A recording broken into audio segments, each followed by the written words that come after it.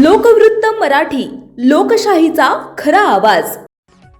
आगामी लोकसभा आणि विधानसभा निवडणुकांच्या वेळी म्हणजे 2029 मध्ये महाराष्ट्राच्या राजकारणात मोठे बदल पाहायला मिळतील। उद्धव ठाकरे हे पुन्हा भाजप सोबत जाऊ शकतात, तर सध्या सत्तेत असलेले उपमुख्यमंत्री एकनाथ शिंदे हे आपले सर्व शिलेदार घेऊन शरद पवार यांच्याशी युती करतील, असा खळबळजनक दावा ओबीसी आंदोलक लक्ष्मण हाके यांनी केलाय।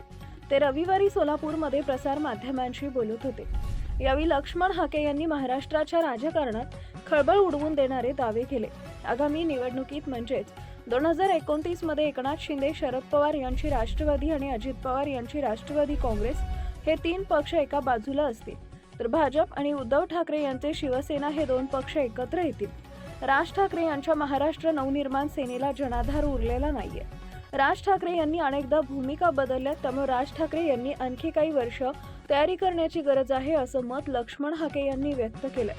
भाजपपासून दूर गेलेले उद्धव ठाकरे हे पुन्हा एकदा भाजप सोबत असल्याचं चित्र 2029 मध्ये दिसेल, असा खळबळजनक दावा हाके यांनी केला आहे। यामुळे महाराष्ट्राचं राजकारण पुन्हा एकदा ढवळून निघेल आणि याची सुरुवात नुकत्याच झालेल्या पंचायत राज निवडणुकीत दिसल्याचं हाके यांचं सांगणं आहे। सध्या सुरू असलेल्या पंचायत राज निवडणुकीत ज्या पद्धतीनं आघाड्या झाल्या ते पाहता आता नवीन ध्रुवीकरणाला सुरुवात झाली असून 2029 मध्ये होणाऱ्या निवडणुकीत उद्धव ठाकरे यांची शिवसेना आणि भाजप हे एकनाथ शिंदे आणि दोन्ही राष्ट्रवादीच्या विरोधात एकत्र आलेले दिसतील, असं भाकीत हाके यांनी केलेलं आहे।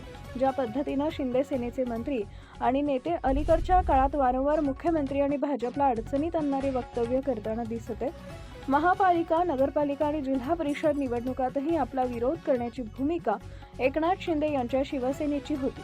अनेक ठिकाणी एकनाथ शिंदेंची शिवसेना आणि दोन्हीही राष्ट्रवादी एकत्रित आल्याचं चित्र पाहायला मिळाले होते।